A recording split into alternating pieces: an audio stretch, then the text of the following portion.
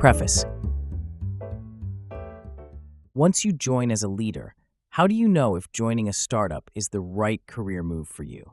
If you don't find the right startup to join, is it better to wait or join one anyway?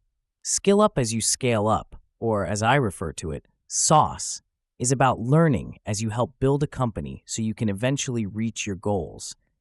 It's a guiding philosophy that will give you the right mindset to minimize the probability of failure through incremental improvements and quick course corrections. The 7 dimensions of SAUS and their principles are simple guidelines to help you be mindful of what really matters in your startup leadership role. They will help you succeed in building a scalable operation, whether you're looking after onboarding, customer care, sales, marketing, or finance. Mastering how to manage systems is crucial for any leader working in a startup or large corporation, especially one that's outside major hubs like Silicon Valley or London. An effective and high-impact leader is responsible for designing and building a scalable function.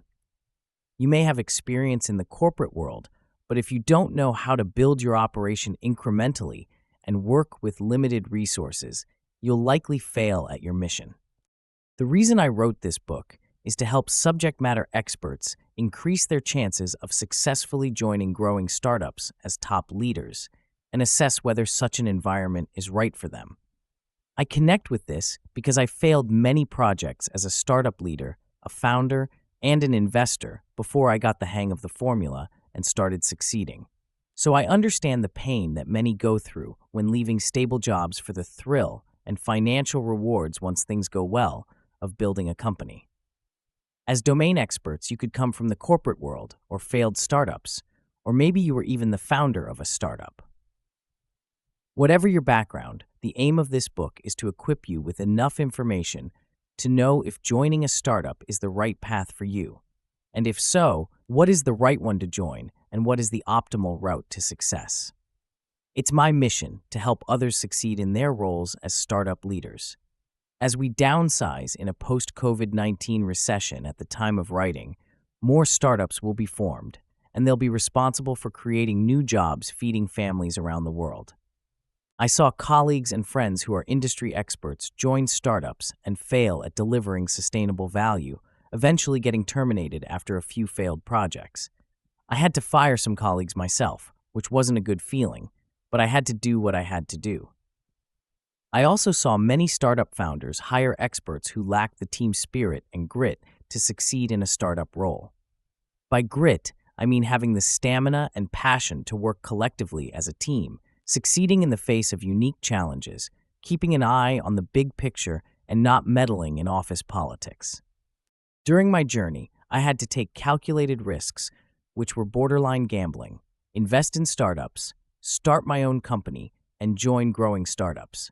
I had to learn through mistakes that were avoidable if I had had a book like this. Instead of thinking like a financial or business analyst, I needed to get into the weeds of the operations and understand the journey of companies like Toyota, IBM, and Apple, which grew from small enterprises to giants which have stayed at the top for decades. I believe that achieving long-term operational excellence is a science that has been reserved for large, profitable, and well-funded, mostly manufacturing companies. It's an area that has been neglected by most tech startups when it comes to scaling up.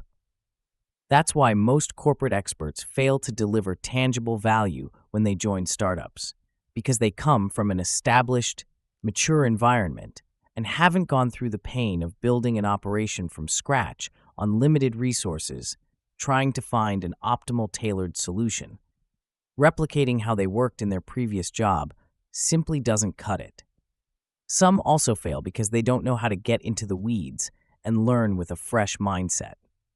I'll be covering all these principles later in the 7 dimensions of SAUS. Let's assume that the startup leadership path is right for you. The next challenge is to determine whether you're looking at the right startup for you and that it has the potential to become a profitable and successful company. It's fascinating how companies like Google, Apple, and Spotify were able to establish scalable operational excellence as they grew that has been holding together for years. What made them different from the other startups they were competing against when they began? Google came later than Yahoo, MSN, AltaVista, Ask Jeeves, Excite, Hotbot, and Lycos, but quickly surpassed them in popularity and value creation. Today, the only real competitor Google has is Microsoft's Bing due to the most recent update of ChatGPT. They all started from the seed of an idea and grew to become who they are. Each industry is different and shaped by socioeconomic, political, and technological variables. For example, companies like Microsoft and Apple had to deal with challenges such as a lack of investors who believed in them and the incumbents like IBM and Xerox who could have crushed them if they had the right people on board at the time. Airbnb had no competitors to worry about, but was struggling to raise funds as it was continually rejected due to the challenges caused by its business model. Airbnb had to find a way to make it safe for hosts to rent their spare rooms to strangers and make it attractive and safe for guests to look for unique, cost-effective experiences. The ecosystem challenges keep evolving with time, and the variables also change. So it's important to be able to analyze these changes to help you assess which is the right startup for you to join that will benefit your career and your pocket. As time passed, Silicon Valley created a critical mass of deals that started attracting more investors, entrepreneurs, and talents until it became the global hub for tech innovation, which also had a spillover effect on the rest of the US. However, Canva.com from Australia and Spotify from Sweden had investments from venture capitalists, VCs in Silicon Valley that contributed to them becoming unicorns. This means that you don't need to be based in Silicon Valley to become a unicorn. Studying the factors that made them global brands is fascinating, and it could also help you understand which startup is right for you to join and which to avoid. When building and scaling a company, we start with the spirit of meritocracy and open opportunity for people to rise quickly through the ranks. However, as the company grows, it becomes more challenging to keep employees away from office politics and prevent the dysfunctional behaviors that foster a lack of trust and ruin company culture over time. Protecting the agile startup culture requires understanding how scalable operational systems are built. By operational systems, I mean a combination of organizational structure, routines, and technology. Therefore, managing systems is critical to your success as a startup leader, and it will give you the mindset to thrive in the dynamics of a growing startup environment. Robert E. Siegel, who lectures on management at Stanford and is the author of The Brains and Brawn Company, explains that a successful systems leader is a person who can build a customized approach between the operation of a digital and traditional system, which he compares to the anatomy of the human body. Building customized solutions that emulate the anatomy of a healthy human body requires critical and analytical thinking, so you can effectively handle the challenges and opportunities of the startup, growth, and mature phases of building a company.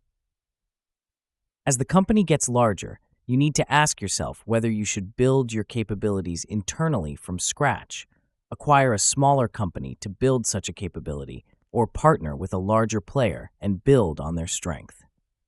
There's no one right answer to this question. Who is this book for? This book is for anyone who has an opportunity to join or has joined a growing startup or scale up as a senior leader, part of the top management team, or as a function owner. This book is for you if you're 1. A corporate misfit who's fed up with the office politics which plague large companies. 2. A subject matter expert and an entrepreneur at heart who wants to accelerate their career.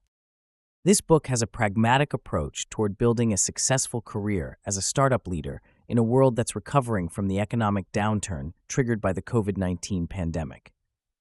I also took into account the challenges faced by developing startup hubs such as Dubai, United Arab Emirates, Chennai, India, Cairo, Egypt, and Lagos, Nigeria. This book is designed to be very easy and quick to read, giving you a quick snapshot of what you need to be aware of, what you need to learn, and where you can find out more about it, and how to think as a startup leader. All of this will help you increase your chances of success by avoiding the simple mistakes that most new startup leaders make. Even though most of the principles in this book can be applied in any startup ecosystem, some of the advice offered is more conservative to address the constraints in developing, rather than mature startup ecosystems. There are already books on how to successfully navigate the startup leadership career path, such as Startup CXO by Matt Blumberg, which is very comprehensive and highly recommended. Reading this book will help you to absorb the information and advice in Startup CXO, which goes into greater detail of each function within organizations. Other books, like Masters of Scale by Reid Hoffman, focus on developed startup ecosystems like Silicon Valley, USA, London, UK, and Beijing, China. However, some of the advice in these books only works in developed ecosystems and could backfire if applied in emerging ecosystems. The simplest example is blitzscaling, also by Reid Hoffman and Chris Ye, which refers to an approach to market expansion that prioritizes speed over efficiency. For this approach to work, prerequisite conditions need to be present, which are mostly available in mature startup ecosystems. These conditions include having access to a large amount of capital and qualified investors who understand the risks and can advise how to overcome the barriers faced. It's well worth a read. As opposed to the developed hubs I mentioned earlier, emerging startup hubs go through socio-economic changes as they evolve, with many similarities among them, making it more challenging for you to navigate through them and improve your chances of success. How can you use this book? This book is meant to be a go-to reference as you build your operation. When you want to reflect on something you did or look for inspiration to find a solution to a challenge you're facing, skim through the principles within the applicable dimension until you find one that's relevant, and it will help you move forward. Throughout the book, I'll recommend resources to help you learn more about specific subjects. What's the SAUS philosophy? The SAUS philosophy is based on the belief that the quickest and most efficient way to deliver impactful results is to learn on the go, instead of taking a timeout to learn a discipline or wait until you have the right resources. If you lack time, money, and skills to implement improvements, then learning through a project-oriented problem-solving approach is the ideal way to succeed in your startup leadership role. This is true specifically during the startup stage and as you scale up the operation. As you grow into a corporation, this will change somewhere along the way. You'll be able to afford to hire specialists who will take full responsibility for implementing scalable improvements within their area of expertise. If you're in a startup, implementing full ERP, enterprise resource planning software, will be unfeasible. So, you'll end up implementing a mix of routines, spreadsheets, and Kanban boards to get the job done successfully. This kind of pragmatic thinking requires strategic critical thinking skills that enable you to reverse engineer where you want to go in a lean manner, prioritize the projects accurately, and form your critical success path. Once you gain better clarity, you'll be more confident in your startup leadership. As you do this more often, you'll get comfortable with the approach and become faster at delivering successful implementations and positive results. The best business schools implement a similar approach in teaching their graduate students through business case studies. In an attempt to simulate the conditions of a business case, the professors share real case studies of business problems that occurred in the past and coach their graduate students through coming up with effective solutions, then comparing them to what the companies actually did. Many of these business schools partner up with global names like General Electric, Boeing, and Microsoft to work on real projects through internships and case studies. The challenge with implementing SAUS is that it will push you out of your conventional way of thinking and decision-making, which is usually data-driven and involves following steps and checklists with some time to breathe.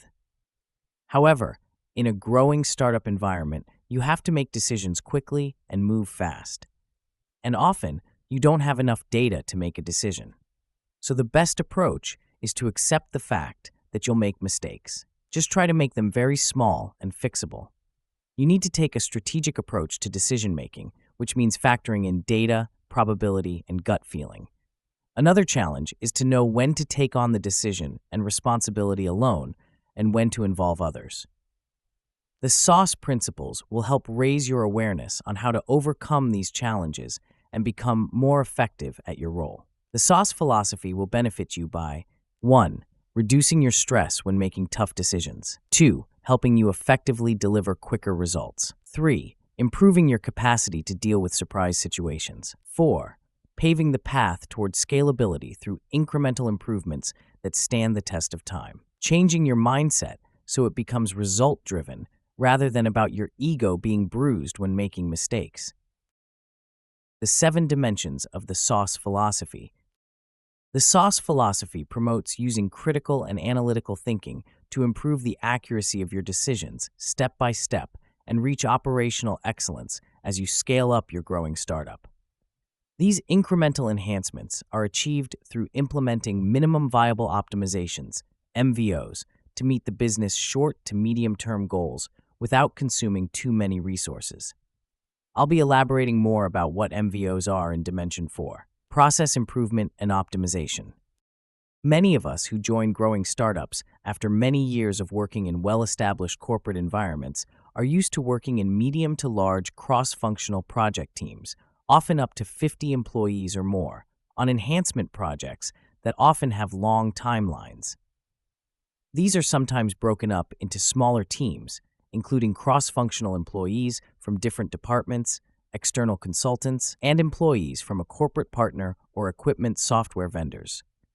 All decisions have to be cascaded down, and feedback has to be communicated upward to management and across the teams. It's only natural to fall back on our experience and adopt the same approach when joining a startup. However, this will most likely lead us to fail due to a lack of resources and overplanning. The belief that we'll succeed in delivering the same result if we follow the same approach is a key bias.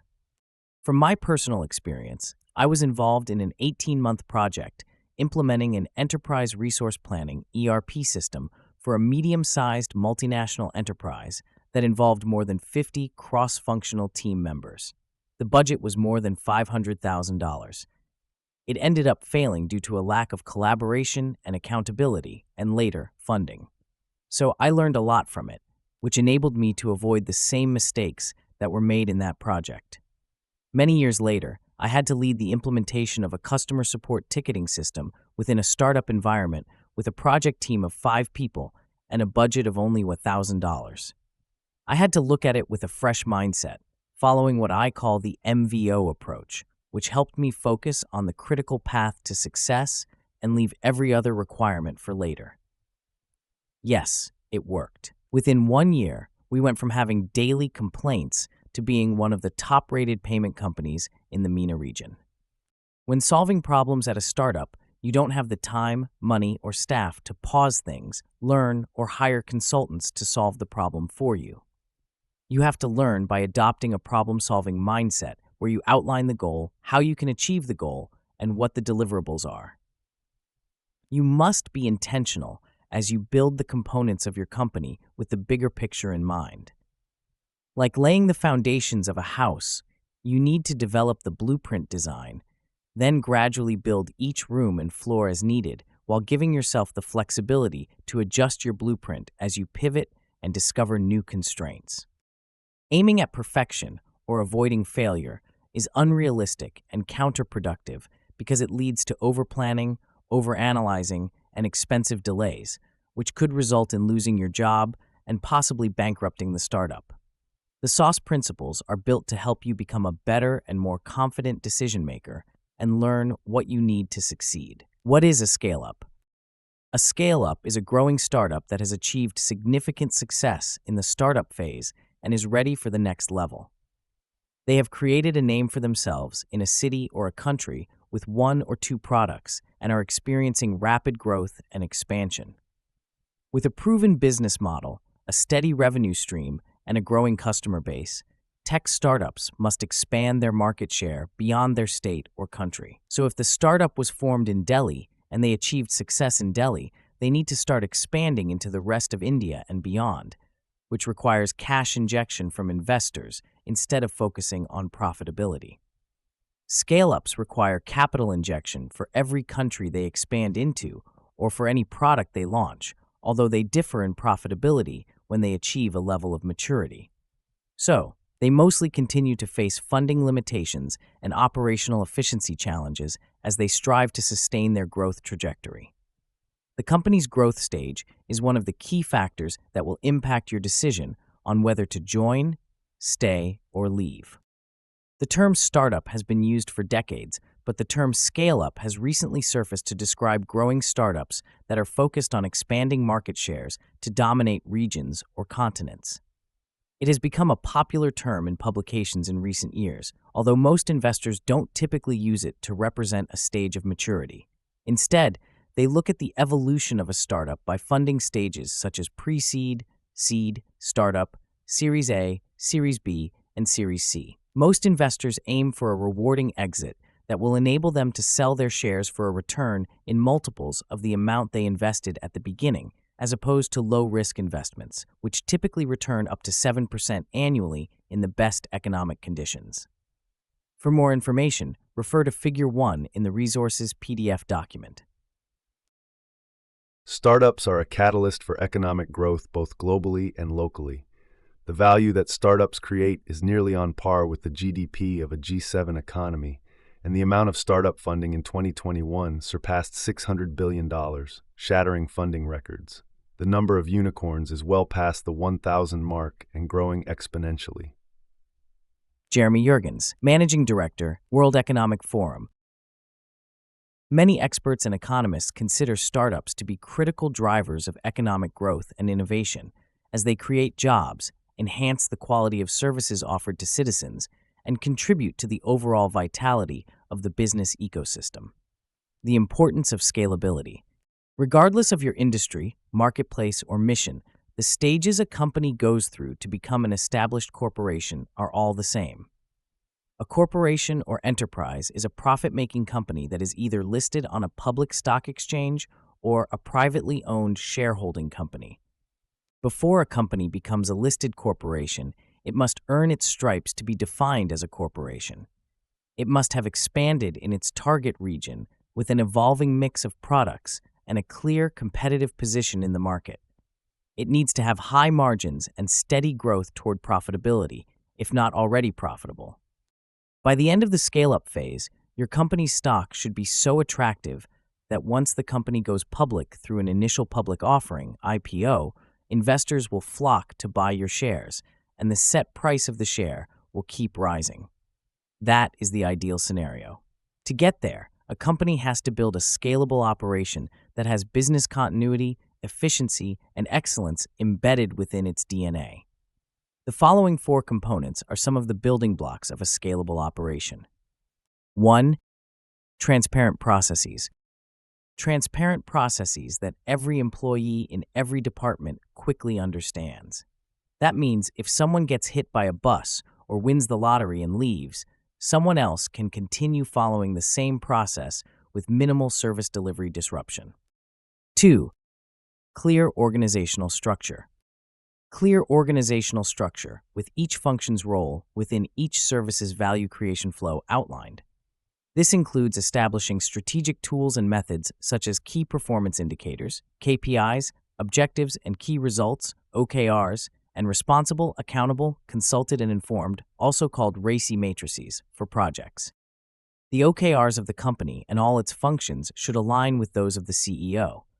For example, if one of the deliverables is to be rated as 4.5 out of 5 on Google Reviews or Trustpilot, then who is accountable for this, and how will it be cascaded? It would probably look something like Figure 2, Owners of Company Functions, which can be found in the accompanied resource PDF to this audiobook. KPIs are metrics that will help you assess your current position and where you're heading in the future. Some examples include customer acquisition cost. This represents the cost to acquire and obtain one active customer or a customer that makes a purchase. The definition of an active customer might vary based on your business model. If your model is a software subscription, software as a service, SaaS business model, then the qualifying criterion would be any customer who paid for at least 1 month's subscription. If it's a campaign you're running for your existing customers to upgrade, then the criteria will be narrower. This could be through upselling to a premium version or cross-selling related products to enhance their experience. This KPI aims to measure your campaign's performance, compare with previous ones, and benchmark against industry standards. This will also help you justify customer retention incentives when compared against the customer churn and customer lifetime value, LTV. The formula is customer acquisition cost equals to sales and marketing expenses divided by number of new customers. Customer conversion rate. This is a percentage of potential customers you convert into paying customers. Depending on the business model, the definition of converted customer might change. For example, if you're an online retail store, then you could define a customer as someone who has made a purchase and put a heavier emphasis on revenue per visitor, RPV, and average order value, AOV. The formula is conversion rate in percentage equals to the number of purchases divided by the number of visitors multiplied by 100. Customer conversion rate for SaaS business model that are subscription-based, then the formula will be as follows. Conversion rate in percentage equals to the number of new customers divided by the number of leads multiplied by 100. In the SaaS model, you'll need to narrow the focus on the types of customer that add the highest value to your business so you can double down on servicing them, whether they're large volume, low margin customers or low volume, high margin customers. Measuring the monthly recurring revenue, MRR, customer acquisition cost, CAC, and customer lifetime value, LTV, will help you better understand who you need to focus on and how long it takes to convert existing customers into paying ones, referred to as the sales cycle length. The usual hypothesis is the shorter the conversion and onboarding cycle, the higher the conversion rate and the lower the cost. However, achieving that usually entails overcoming many internal and external challenges. Operating profit.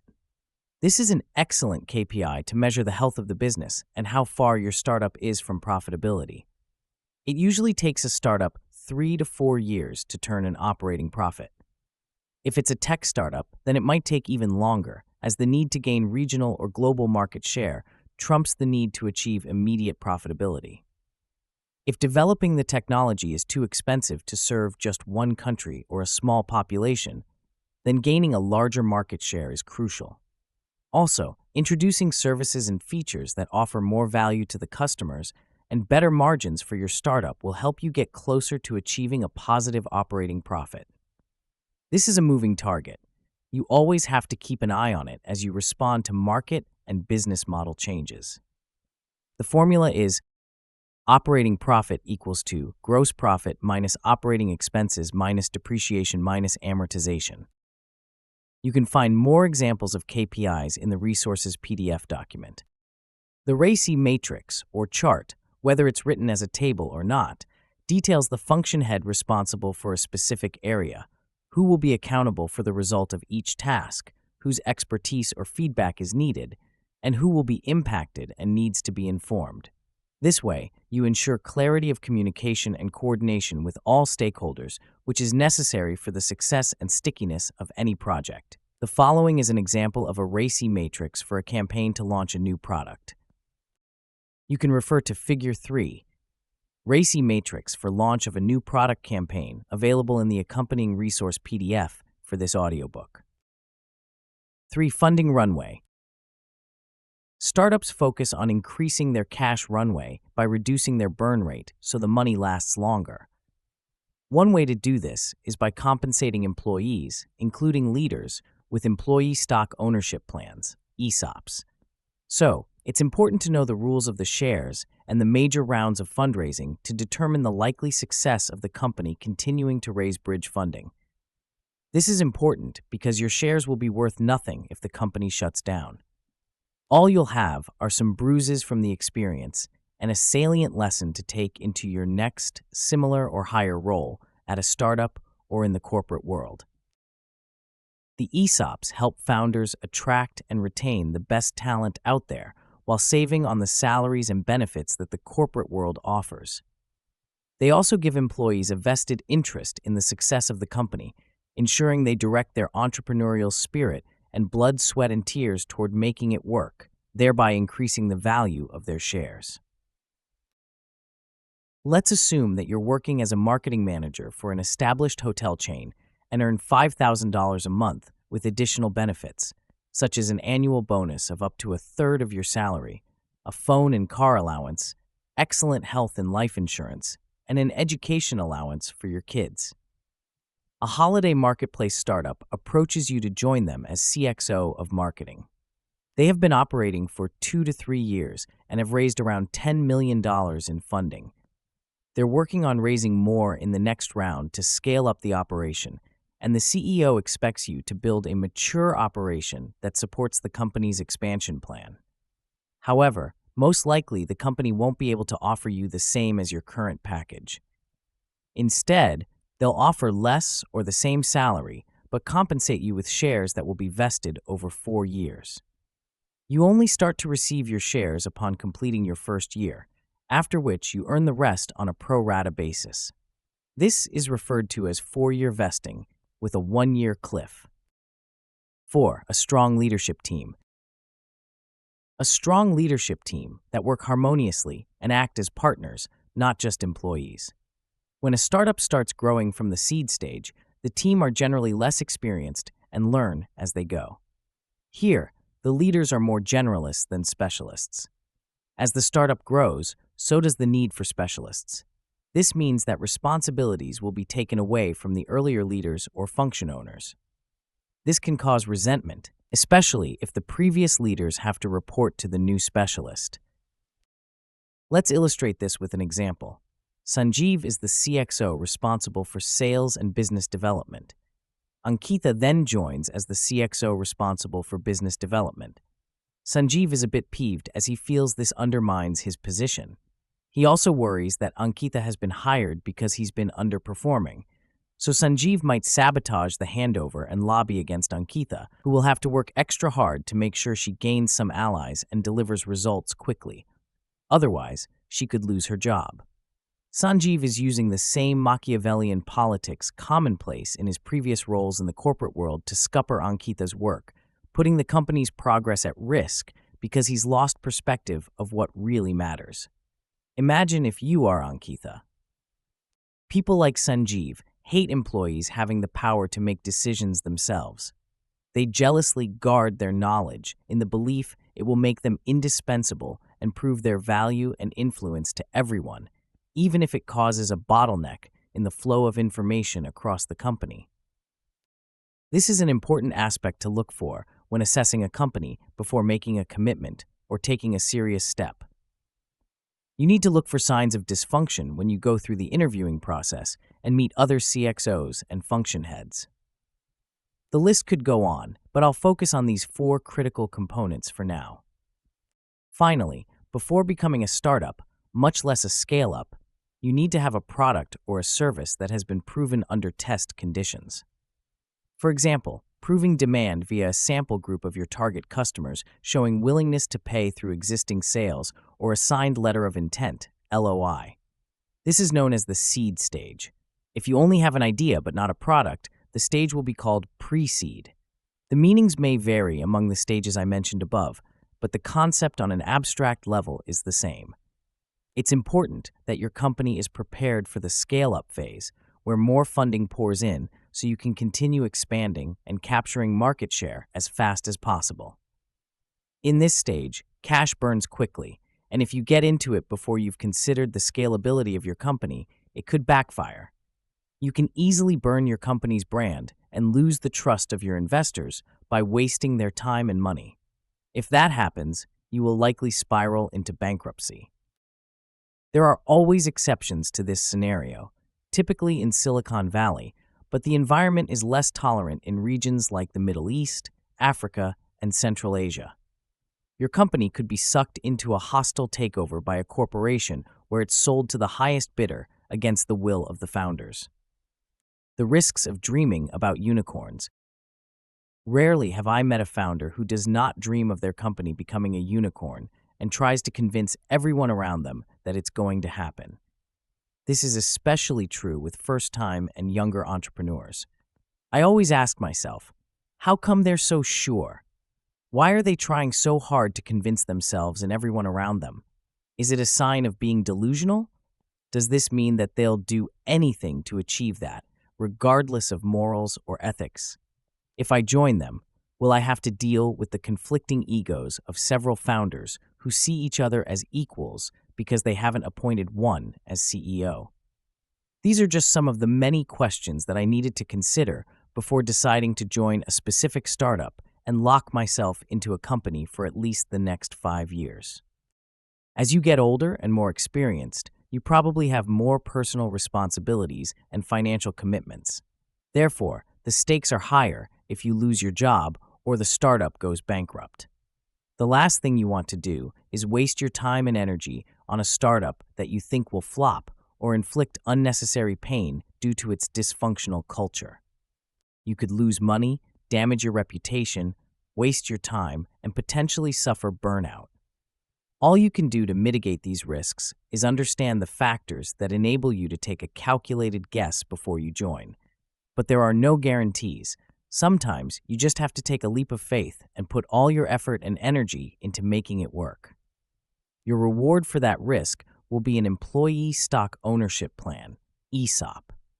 These are shares that you earn, usually over 4 years, with a cliff at the end of the first year.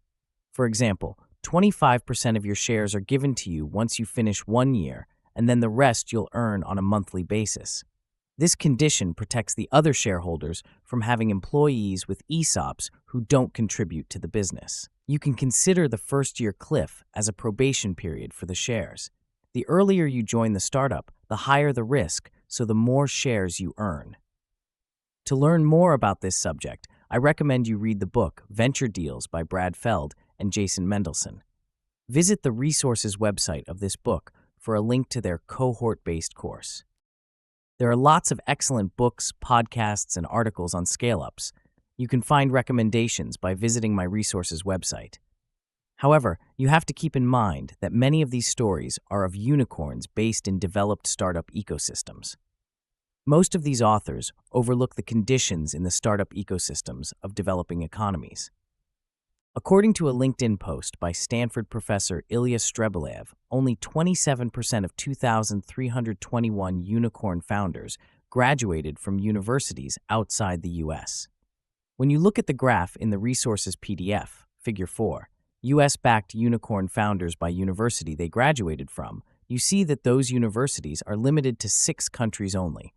Theoretically, this means if you're joining a startup where none of the founders are graduates of these universities, the chances are slim that it will become a unicorn.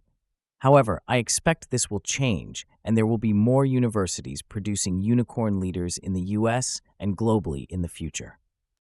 As part of your assessment process of the startup you're considering joining, you have to factor in that many of the successful unicorn founders we know today have been university dropouts. These founders include Elon Musk, founder of SpaceX, Bill Gates, founder of Microsoft, and Reid Hoffman and Peter Thiel, founders of PayPal. Some of these founders were terrible in school and university.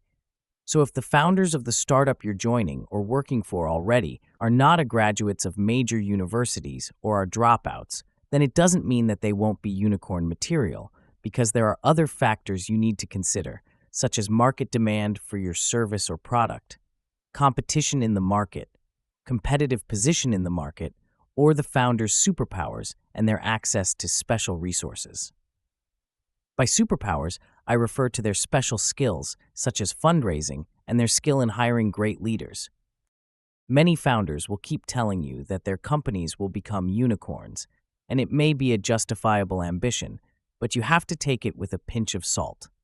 Becoming a unicorn isn't the only good outcome there. Another rewarding outcome for all shareholders could be an acquisition by larger player, because you'll all be able to sell some of the shares you own in the startup for large sums, usually multiples of the value when you earned them. There are companies, such as Rocket Internet, whose business model is based on replicating successful U.S. companies and selling these startups to unicorns in the U.S., making large profits in the process. However, it's important to understand that without a successful exit through mergers and acquisitions, M&A, or an initial public offering, IPO, your earned shares have no value. Once you join, you have to remain focused on delivering value by establishing a scalable operation that will help you get closer to a successful exit. Success rates should improve as we get out of the global economic uncertainty post-COVID-19. In addition to your ability to build a scalable operation, there are other variables that contribute to increasing the probability of your success. Location of the startup is a major factor, which is determined by the following. A. The abundance of investors will determine the likelihood of raising bridge funding and closing on upcoming funding rounds. B. Maturity of the investment laws and regulations, which protects the rights of the founders, investors, and employees. C. Availability of high-quality talent through the universities based in that ecosystem. D. Size of the market and access to other markets through economic agreements. E. Cost of living and operating a business. The lower it is, the more attractive it is for startup founders and students. F. Availability of financial incentives such as financial grants or tax breaks. Silicon Valley has positioned itself as a springboard for startups to scale up their operations and dominate the global markets. When a startup in one of the international startup ecosystems has proven its readiness to expand, it means that they're ready to move to Silicon Valley and scale in the US and then globally. So what makes Silicon Valley so unique? To better understand the evolution of startup ecosystems, we'll look at it through an economic development lens. The table in the resource PDF, Figure 5, Characteristics of Emerging, Developing, and Developed Economies, aims to give you an idea of how startup ecosystems evolve in emerging, developing, and developed economies.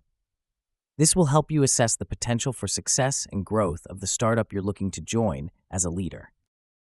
The U.S. produces more than 48% of unicorns globally, Figure 6. From there, they can launch an IPO on the U.S. stock exchanges. If the founders are not based in the U.S. and they want to launch a startup based in Silicon Valley, they have to take one of the following routes. A. Launch their startup through incubators and accelerators. B. Launch their startup immediately after graduating from a U.S. university. C. Start in their home country and grow into their region, then apply for an acceleration program in Silicon Valley-based accelerators and incubators. Or D. Get lucky with a Silicon Valley-based venture capital investment company. There are other routes to take that are less obvious, but these are the most common ones. Some governments create soft landing zones in Silicon Valley for their homegrown startups and run programs that funnel only the best startups into Silicon Valley. I've seen these landing zones inside existing Silicon Valley incubators and accelerators. If a VC in your region has invested in your startup, they most likely have the partnerships needed to help you move into Silicon Valley and successfully raise the funding needed to expand globally. However, these cases are very rare for startups coming out of developing startup ecosystems. How does the ecosystem maturity impact your startup leadership career? As a startup leader in Silicon Valley, you would have to compete with top talent from Ivy League universities. Theoretically, you have a better chance of becoming successful in developing markets due to less competition in the job marketplace. However, this also means that when you hire people, it will be difficult to attract the top talent, especially with your limited budget.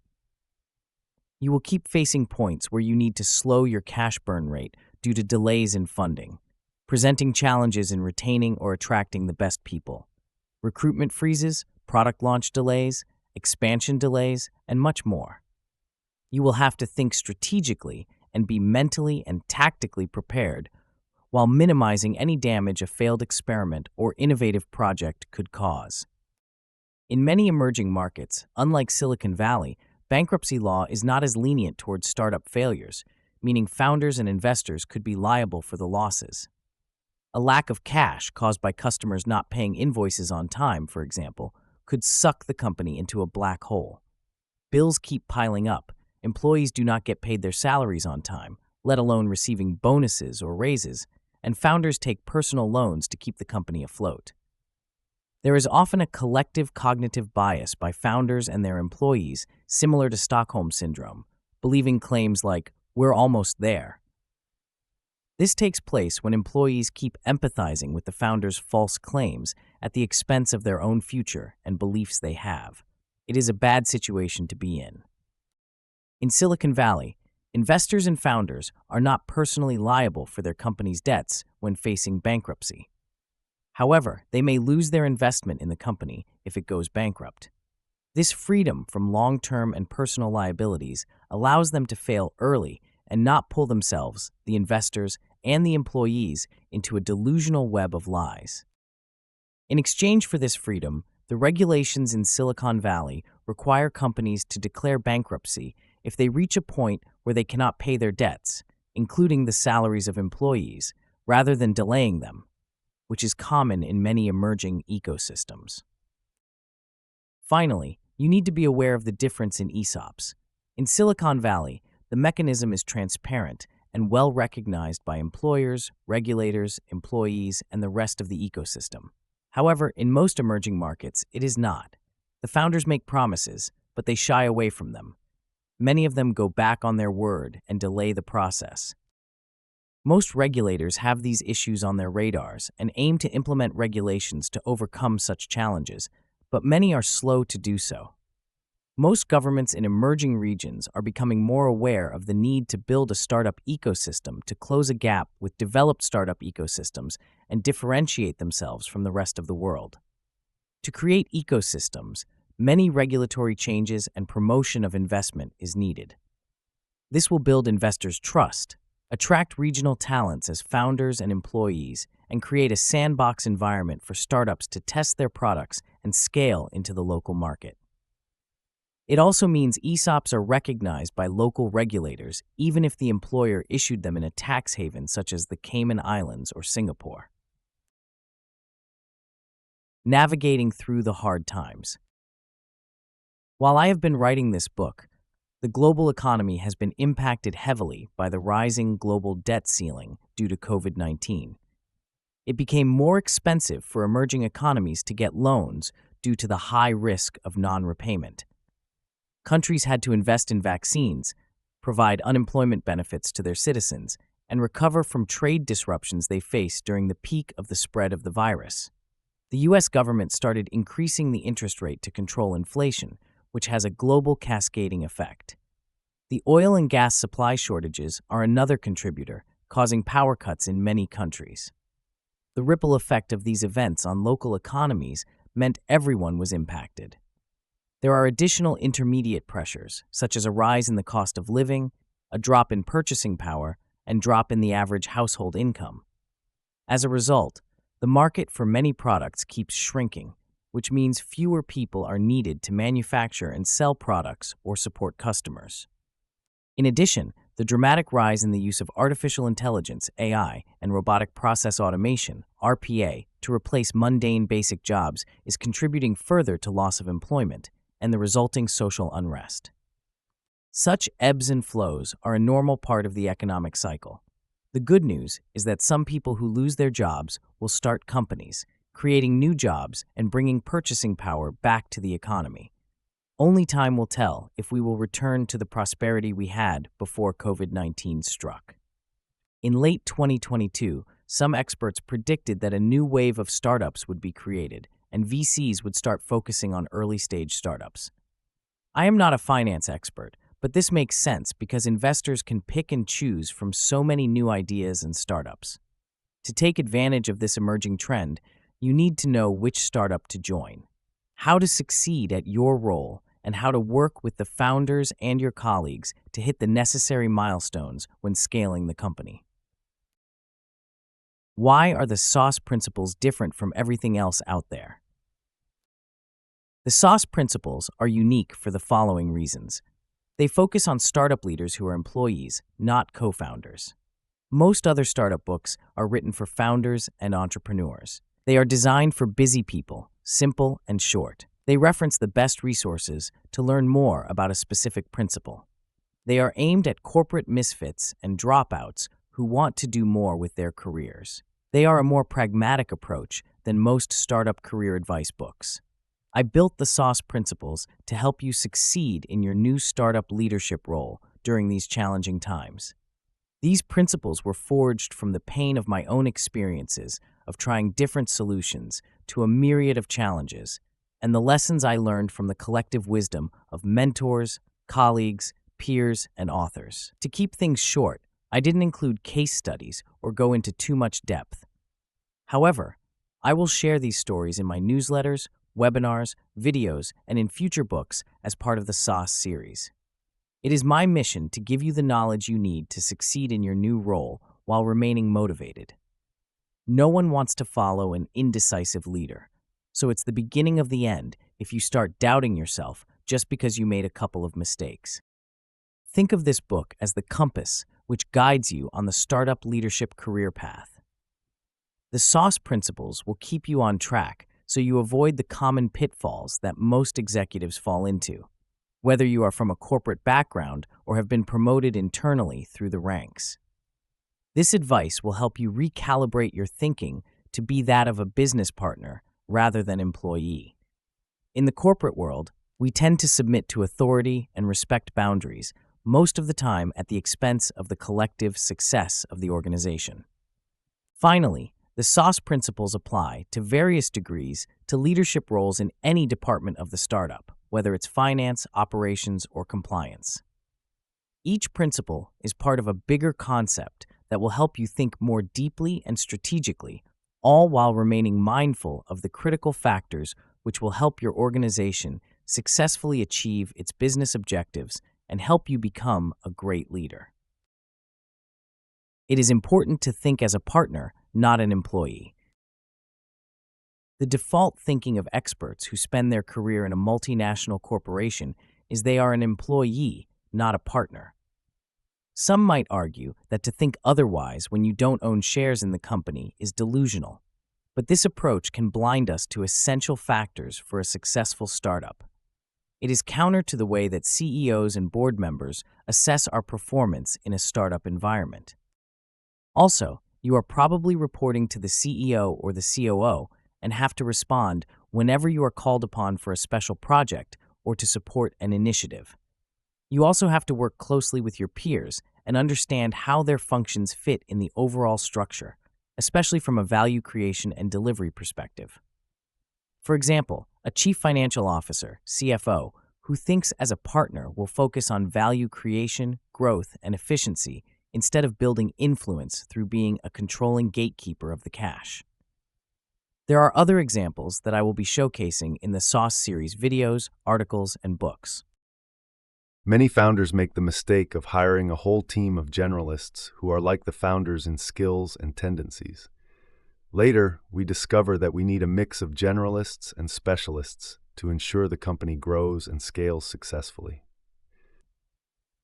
Adel Hameed, co-founder of Washman.com. How SAUS will help you succeed as a leader. When I interviewed Adel Hameed, COO and co-founder of Washman.com, he confirmed that scaling up an operation requires a leadership team that consists of both specialists from the corporate world with a core area of expertise and generalists with diverse experience spread over 2 to 3 areas that can fill any role. He also added that, like many startups, he and his co-founders had to fire leaders who avoided getting into the details of the operation to understand the root cause of the challenges they were facing. It's challenging, prior to hiring these leaders, to assess whether they will fit the culture and have a systems design mindset or not. Many CEOs contribute to the failure of these seasoned leaders by not questioning their understanding of the constraints they have to deal with to establish a scalable operation. Most of these startup leaders come from a middle management job in a corporation, so they have limited training in becoming more effective strategic thinkers. As for the leaders that come from a corporate C-level position, they lack the readiness to get into the weeds of the operation, which also leads them to fail as they are disconnected from the reality on the ground. So there are 2 angles here. The first is you as the person joining the startup as a leader, and the second is you hiring someone as part of your team as you scale up the operation. In the first angle, whether you're coming from middle management or from a C-level position in a corporation, you need to understand the pitfalls to avoid and the factors for success if you're going to find your groove and grow. In the second angle, when hiring someone, it's important to assess their expectation and their personality before getting them to leave a secure job and join you. Cutting corners in this situation could cause you lots of delays in the long run. I can think of a few people whom I worked with in my previous roles who, despite their experience and charisma, turned out to be toxic personalities that were politically savvy enough to fog outcomes and dodge bullets by shifting blame to others. The 7 dimensions and their principles will enable you, as a startup leader, to find the right startup to join, build a strong culture, and avoid pitfalls and biases. This will help you earn the trust of the CEO and the rest of your colleagues and be seen as a partner and a capable leader instead of only an employee on the payroll. There are 76 principles broken down into 7 dimensions. Each dimension will help you implement a critical routine or avoid a pitfall, which will eventually lead to success in your role. I've included recommended references to learn more. I'll keep updating these on the accompanying references website. The SAUS principles will help you be more intentional and proactive with your work and decisions, so there are fewer surprises and you are comfortable dealing with them when they arise. They'll give you a framework to organize your thoughts and give you greater mental clarity so you can quickly spot what matters, ask the right questions as you solve problems, and prioritize more effectively. Each dimension will help you calibrate your thinking to that of your new role as a startup leader. This will help you become more focused as you deliver results that contribute to the startup's success and will be much appreciated by the CEO and your colleagues. This will enable you to foster a positive culture as you build and scale the company's operation. Think of these 7 dimensions as lenses. The view through each will give you something to focus on. They are as follows. Dimension 1, self-control and leadership. Build habits that will make you a more effective and collected startup leader throughout the scaling journey. Dimension 2, customer centricity. Focus all cross-departmental activities and the rationale behind all decisions on the customer's experience. Dimension 3, culture and team. Make bold decisions to ensure a culture of growth and operational excellence which attracts and retains the best talent. Dimension 4, process improvement and optimization. Scope and deliver initiatives and projects to improve incrementally as part of a roadmap, not just for short-term wins. Dimension 5, founders. Manage your relationship with the founders and focus on the objective and value delivery. Dimension 6, investors. Identify what investors and board members need to be effective, both in their roles and in supporting the CEO. Communicate effectively to align the board with the CEO and the activities of the startup as a whole. Dimension 7, community. Ensure your work benefits your local community while also serving your objectives. How to get the best out of this book. This book aggregates my experiences and those of other startup leaders I know. No doubt, there will be more to come as more startup leaders join different industries in different regions. To get the most out of this book, I recommend reading it once to familiarize yourself with the concepts, then keep referring to it when you feel lost or want to reflect. This book is written to be light and easy to digest. That's why I left out lots of details that will be available through the website and the upcoming books I'm working on. I'll keep sharing related articles and videos through my channels. You can scan the QR code, which is also available in the resources PDF. Make sure you sign up to stay up to date.